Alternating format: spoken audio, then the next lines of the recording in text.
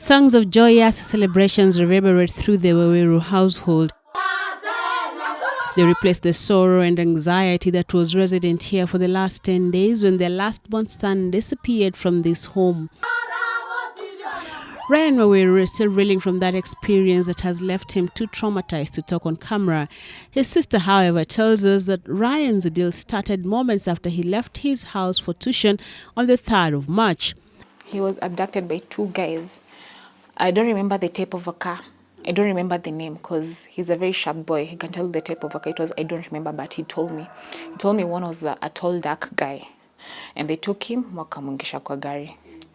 Then all he can remember, he was the entire time he was somewhere in where he could see Taj Mahal. That car ride would end up in what the family now suspects was a pipeline area of Embakasi, Nairobi. He has been there. There were 2 guys and he was sleeping on the floor. They were not even feeding him. The only day he was fed was on Tuesday. It was very rainy. They only gave him bread and tea. Yeah. While the young boy, who is also a standard 8 candidate, was living through what is arguably the roughest time of his young life, his parents were also living through their personal hell. Each day was spent looking for any possible leads. Kwenda kuweka posters, tumeweka kila mahali. Huku kwetu hakuna mahali hatujaweka posters. Na tulikuwa tunamtafuta mpaka kwa homes. Kama kunaweza kuwa kuna mtoto amepotea na labda ameogopa haongei. Lakini hiyo yote hakuna mahali tulienda tukampata. Initially, they had held on to hope, but with the days slipping by, so did that hope dwindle. They were on the verge of expanding that search to one area they dreaded. Sasa mambo ikiwa ni mbaya, lazima sasa tukabiliane nayo vile yamo. Nikaamua niende hospitali, nikaanzia Kayore, Mama Rusi, Kenyatta. Mwishowe nikaona sitapita mochari. Manake sasa siku 7 nafikiri hata kwa mtu wa kawaida mambo yakienda mrama sana, siku 7 huwaga ziko enough. Luckily, just before they made that move, the abductors holding their son made one critical mistake that made it possible for the young man to gain his freedom.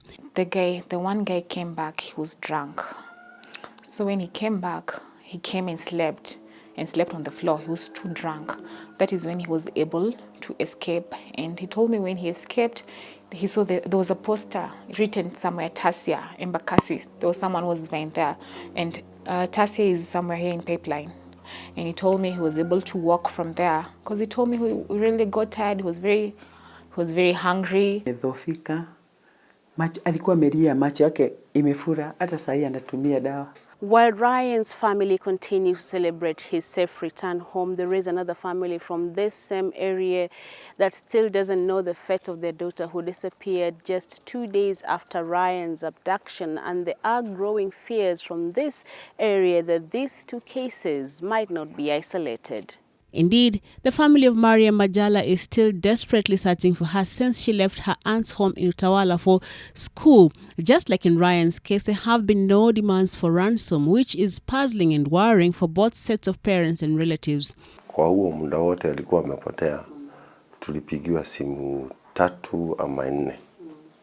Tumepigiwa mpaka na wanabii, wale wanajiita wanabii wa Mungu. Wengine wametukimbiza Kiambu. Wengine wametukimbiza njia hii, wengine anatuambia tuende kwa mlima, mambo mingi. Na wale nao watapeli, kuna mmoja alituambia kuna mtoto wako Tinganga.